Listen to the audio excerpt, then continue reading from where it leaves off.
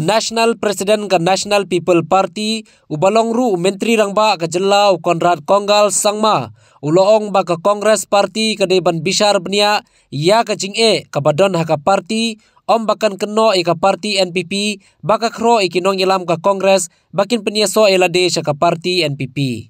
Ya kani nakaliang National President ka NPP ula jubab habakali halor ka jingkeno jong ka Congress baka jingmi jong kinong ilam ka Congress ban penyeso barka party NPP kadai namar baka NPP ka kro eki.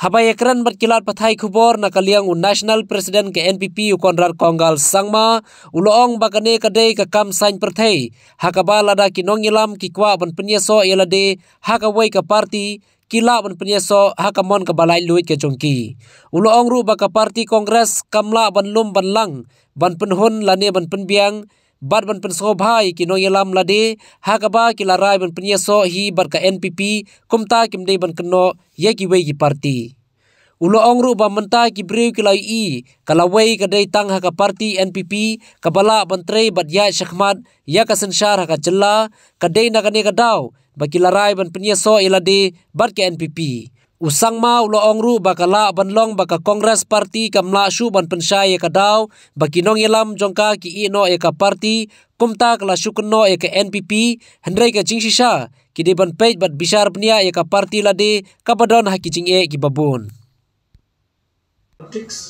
I mean, if you in politics, what else? I mean, if a leader wants to join another political party, and if you are not able to keep your flock together, if you're not able to satisfy or address the concerns of your people, please don't blame other political parties.